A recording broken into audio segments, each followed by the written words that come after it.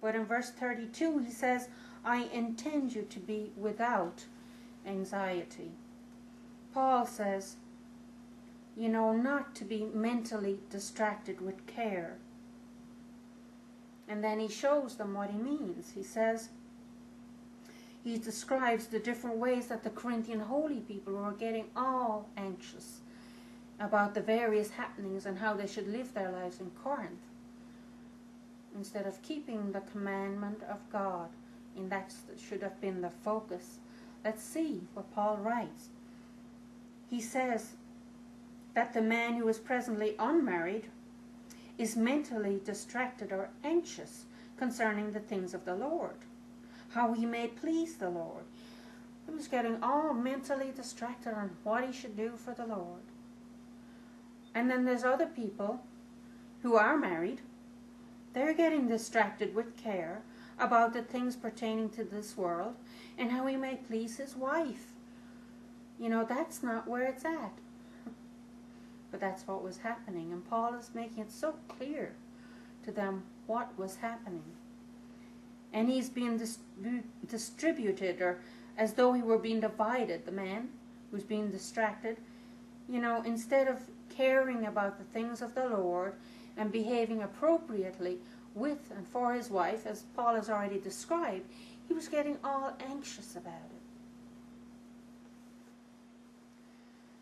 Also, the same is true regarding both the woman, specifically the woman who is unmarried, and the female virgins. Obviously, being unmarried also, she is mentally distracted about the things pertaining to the Lord. She was also getting anxious about things pertaining to the Lord, getting all mentally distracted about it, for the purpose and result that she would be holy with body and with spirit. Every holy person is holy in the spirit category. To behave holy is to walk according to the Spirit within you. However, here in Corinth, the unmarried woman and the virgins, also unmarried, were getting all excited or anxious, distracted mentally about how they should live their lives.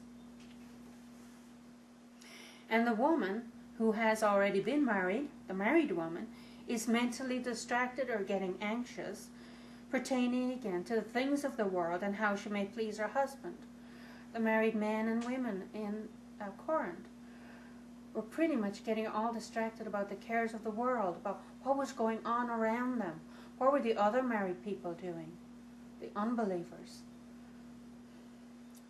Paul continues by teaching and explaining for the purpose or motive as to why he's writing such things here in this letter to the Corinthian holy people regarding their relationships and how they should behave with each other, whether they're single, they're virgins, or they're married. He says, but I am laying this out before you in this letter for the purpose of the contribution. Paul wanted to contribute to their lives. He wanted to be helpful, to be beneficial towards them. Emphatically, of and for you. That's what Paul was doing, was conferring help to them. And it was not for the purpose that he would throw a noose on you.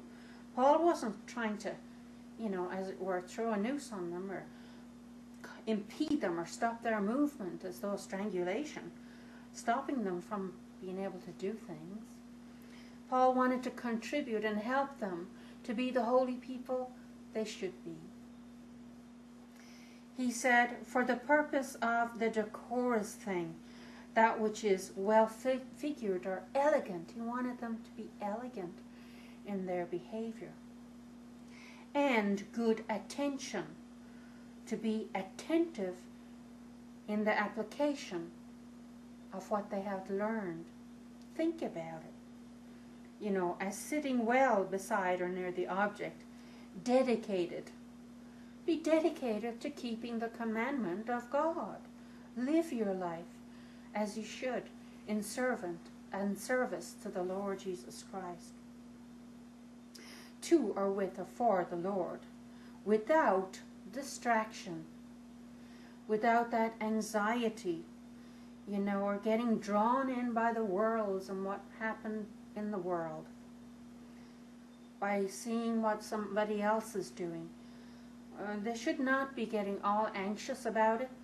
Just live according to God and the Lord Jesus Christ, what He says. Maybe you've got a particular assignment. Maybe you're married. Maybe you're single. You keep the commandment of God. Don't get all anxious about it. The things pertaining to the world were very evident in Corinth, and they were freely available to all the Corinthian holy people at that time. And so it was easy for their attention to be diverted away from how they should be behaving for God and for the Lord Jesus Christ. However, of course, the holy people were to be without anxiety and to behave themselves and to perform the decorous thing, to have good attention to the Lord without distraction.